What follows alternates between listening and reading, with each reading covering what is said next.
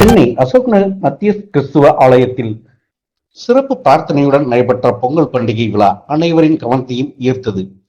கலாச்சார அம்சங்களை போற்றும் வகையிலும் விவசாயிகளையும் தமிழர் பண்பாட்டையும் போற்றும் வகையிலும் மத்தியாஸ் ஆலயத்தில் ஆலய வாசலில் கோலமிட்டு தோரணங்கள், கலை நிகழ்ச்சிகள் என தமிழ் வழி பண்பாடு இசைக்கருவிகளுடன் கிறிஸ்துவ பாடல்கள் பாடி திருச்சபை மக்கள் சேர்ந்து பொங்கல் வைத்து கொண்டாடினர். பாரம்பரிய உடைகள் அணிந்து பொங்கல் வைத்து திருப்பலி முடிந்த பின் சபையோர்கள் அனைவருக்கும் பொங்கல் பகிர்ந்தளிக்கப்பட்டது.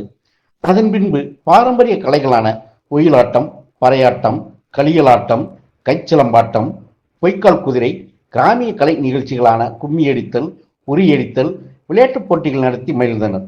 இவ்விழாவினை தலைமையேற்று நடத்திய ஆலயத்தின் பங்கு தந்தை தைனீஸ் செய்தியாளர்களுக்கு பேட்டியளித்தார். பேட்டியின் போது விழாவை வருடந்தோறும் நடத்தி வருவதாகவும் தமிழர்களின் பண்பாட்டையும் பாரம்பரியத்தையும் காக்க வேண்டியது ஒவ்வொருவரின் கடமை எனவும், மேலும் வளரும் தலைமுறைக்கு இதுபோன்ற நிகழ்ச்சியின் மூலம் தமிழர்களின் பாரம்பரியங்களை மறவாமல் எடுத்து செல்ல முடியும் என்று கூறினார். எங்களது அசோக் நகர் மத்தியாஸ் ஆலயத்திலே தமிழர் திருநாளாம் பொங்கல் பெருவிழாவை வெகு விமரிசையாக கொண்டாடி வருகின்றோம்.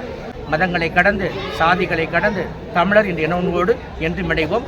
தமிழ் வாழ்க, தமிழ் வெல்க. பொங்கலோ பொங்கல், பொங்கலோ பொங்கல், இனிய பொங்கல் நல்வாழ்த்துக்கள்.